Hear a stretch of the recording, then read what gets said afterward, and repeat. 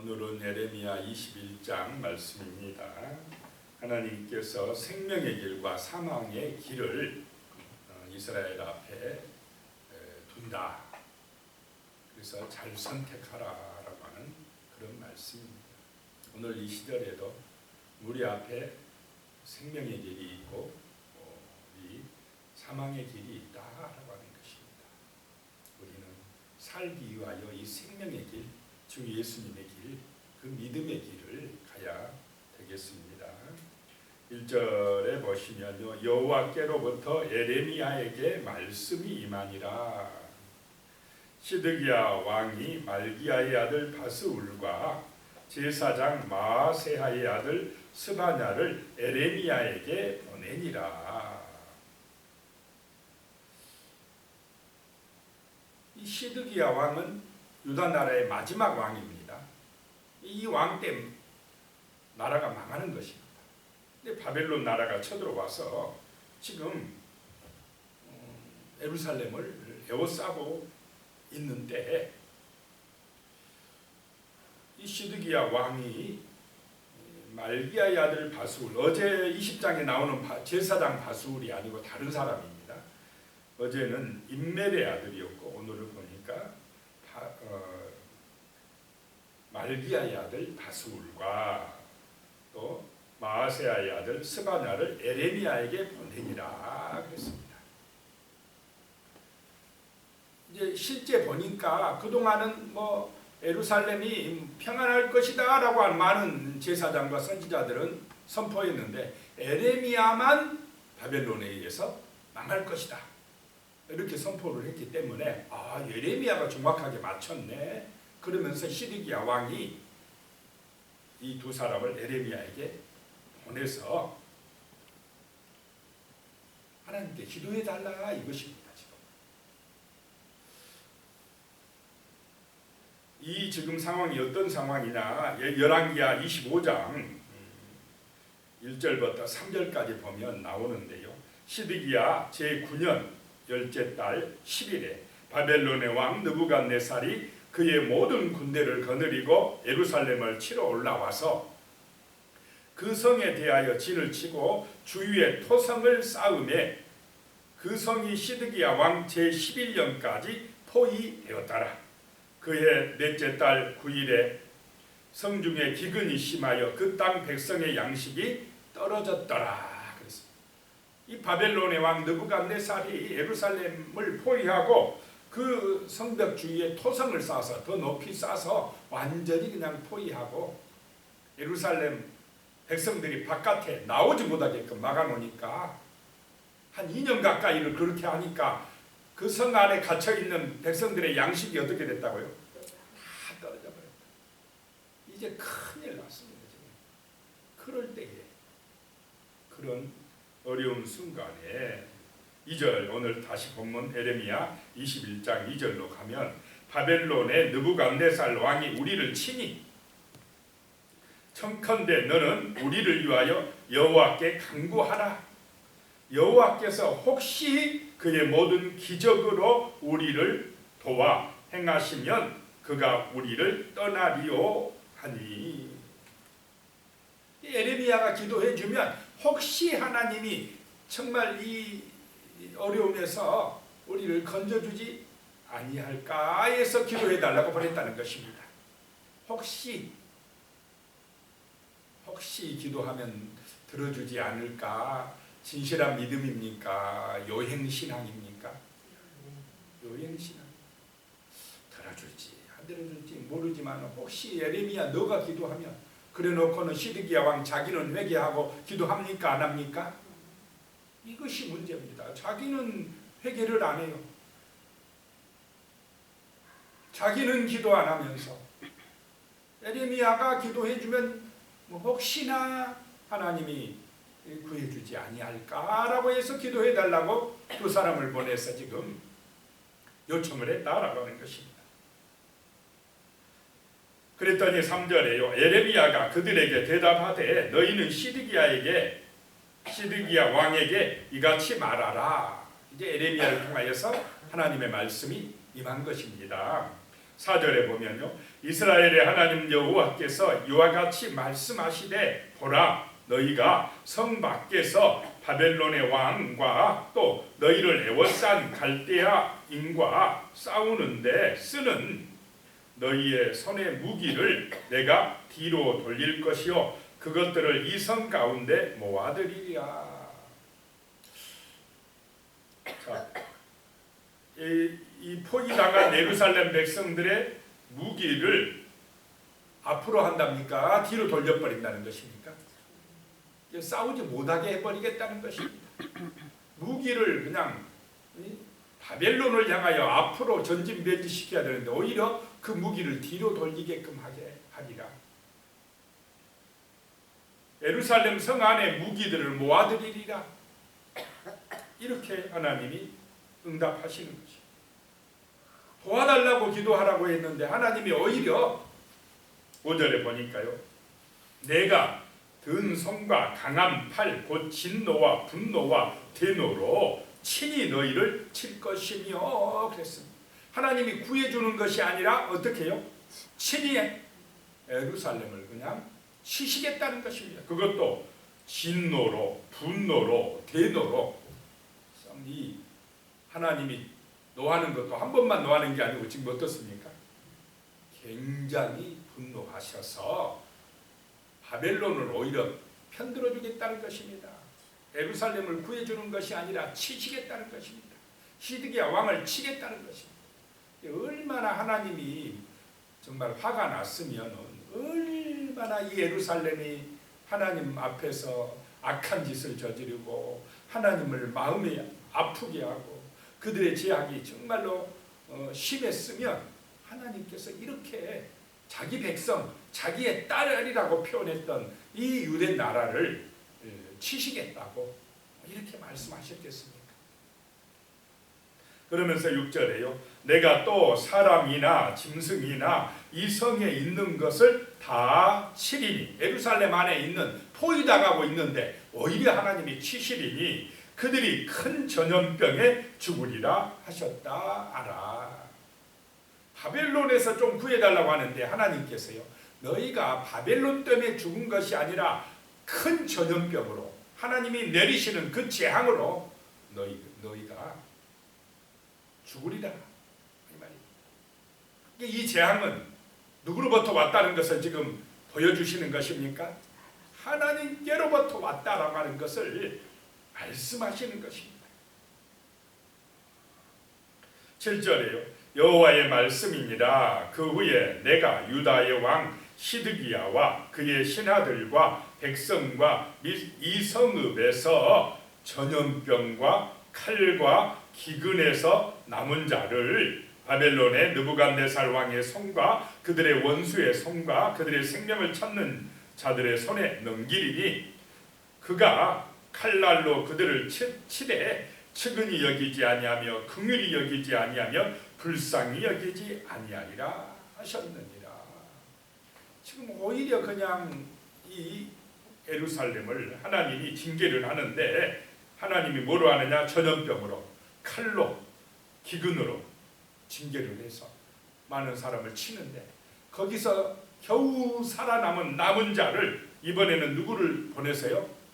바벨론 왕 느부갓네살을 보내서 치시는데 측은히 여기도 아니하고 긍휼히 여기지도 아니하고 불쌍히 여기지도 아니하고 그냥 치리라. 자, 이게 바벨론 왕을 들어서 지금 치는 그런 것이지만은 하나님의 마음이 이렇다는 것입니다. 얼마나 하나님이 진노하셨으면 자기 백성 예루살렘을, 유다 백성들을 측은히 여기지도 아니하고 긍휼히 여기지도 아니하고 불쌍히 여기지도 아니하신다라고 하는 것입니다.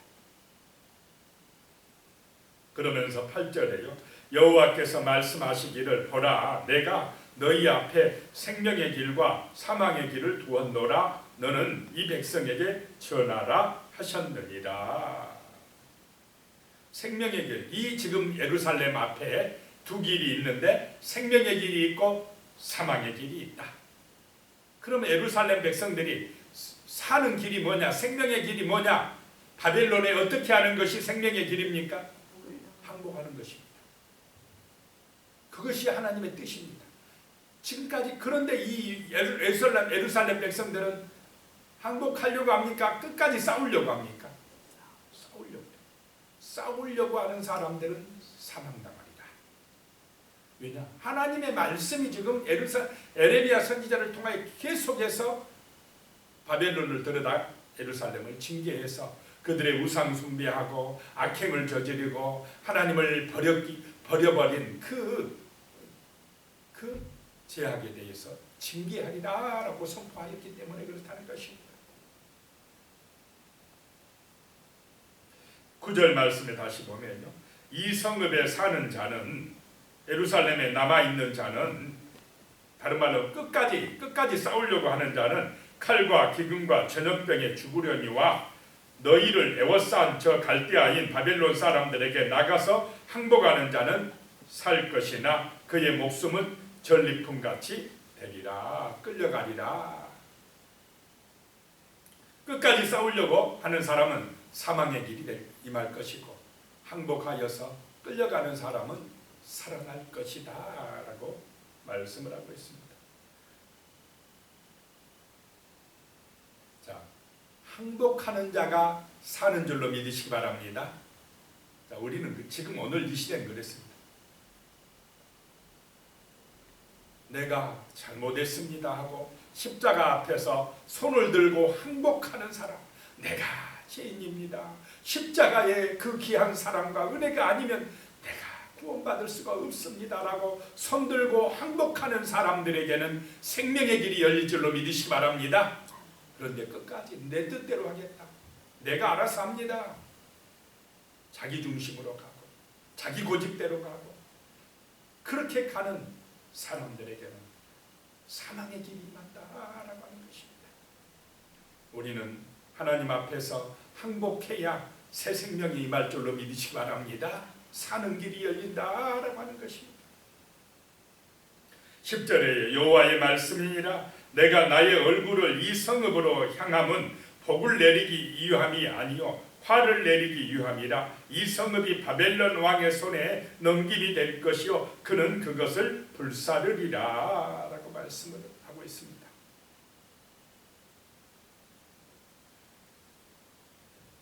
11절에요. 유다 왕의 집에 대한 여호와의 말을 들으라. 12절입니다. 여호와께서 이와 같이 말씀하시니라. 다윗의 집이여, 너는 아침마다 정의롭게 판결하며 탈취당한 자를 압박자의 손에서 건지라. 그리하지 아니하면 너희의 악행 때문에 내 분노가 불같이 일어나서 사르리니 능히 끌 자가 없으리라 라고 말씀하고 있습니다. 이 다윗의 집이요, 이스라엘의 왕가, 이 유대의 왕가나 지도자들이나 힘 있는 자들이요 라고 말씀합니다. 이 사람들이 정의롭지 못하게 있고 정말 어렵고 힘든 사람들까지 다 탈취하고 자기들만 부자 되겠다고 욕심부리고 자기만 살겠다고, 그러니까 하나님의 그 은혜를 잊어버리고 서로 사랑하라 했는데 사랑은 안 하고, 겸손하라고 그랬는데 교만하고, 우상 숭배하지 마라 그랬더니 오히려 그냥 우상을 그냥 숭배하고, 그러니까 하나님이 분노하신다는 거지. 그래, 너희가 지금이라도 정의롭게 판결하고 정직하게 살고 저 어려움 당하는 사람들 빼앗은 거 다 돌려보내고 겸손히 좀 사랑하면서 살아라. 그렇지 않으면 너희 내 분노가 불같이 일어나는데 끌 자가 없다라고 말씀합니다. 그럼 이거는 에레미야 시대 이때만 주시는 말씀이겠습니까? 오늘 이 시대를 향하여 주시는 말씀이 아닙니까? 욕심 너무 많이 부리지 말고 좀 서로 사랑하고 살고, 탐욕에 자기 우상에 빠지지 말고 하나님의 살아계심을 인정하고 그 말씀에 순종하는 그런 믿음의 삶, 겸손한 삶, 서로 사랑하는 삶, 정의로운 삶을 살아내라라고 하는 그런 말씀인 줄로 믿습니다. 13절, 여호와의 말씀이니라. 골짜기와 평원 바위의 주민아 보라. 여기서 골짜기와 평원 바위의 주민은 예루살렘 사람들을 말합니다. 너희가 말하기를 누가 내려와서 우리를 치리요 누가 우리의 거처에 들어오리요 하거니와 나는 내 대적이라. 예루살렘 사람들이 그동안 그래 왔다는 것입니다. 우리 예루살렘은 요새야 누구도 쳐들어올 수 없어. 더군다나 하나님의 성전이 있는데 절대로 안 망해. 막 그러면서 자신만만하게 말했다. 에레미야가 이대로 가다는 망한다. 그래도 아니야. 헛소리 하지 마라. 막 그러면서 그래 왔다는 것입니다. 그런데 하나님께서는 너희가 그렇게 말했지. 너희 똑바로 들어. 내가 너희의 대적이 되리라 라고 말씀하는 것입니다. 그러면서 14절이에요. 내가 너희 행위대로 너희를 벌할 것이요 내가 또 수풀에 불을 넣어 그 모든 주위를 사르리라. 여호와의 말씀이니라. 자, 무엇대로 하나님이 심판하시겠다는 것입니까? 너희의 행위대로. 그 열매를 보면 그 사람이 선한지 악한지 압니까 모릅니까? 말하는 것, 그의 행위, 그 열매를 딱 보면 안다. 그래서 하나님이 행위대로 그 열매를 보고 심판하리라. 알곡은 어떻게 해요? 모아서 곡간에 드리고 쭉정이는 열매가 없는 이 쭉정이는 불에 태우리라 라고 말씀합니다. 자, 열매, 행위가 중요한 줄로 믿으시기 바랍니다. 행위, 거룩한 열매가 나타나야 됩니다. 이 진실한 믿음이 있으면 우리의 삶 속에서 좋은 열매, 참포도 열매가 맺어질 줄로 믿습니다. 믿음, 이 중심에 말씀이 있으면, 내 중심에 하나님이 계시면 우리는 하나님께 행복한 사람으로서 그 은혜로 살아가는 정말로 좋은 열매 맺는 사람이 될 줄로 믿습니다. 하나님은 그 행위, 그 열매를 보고 판단하신다 라고 하는 것입니다.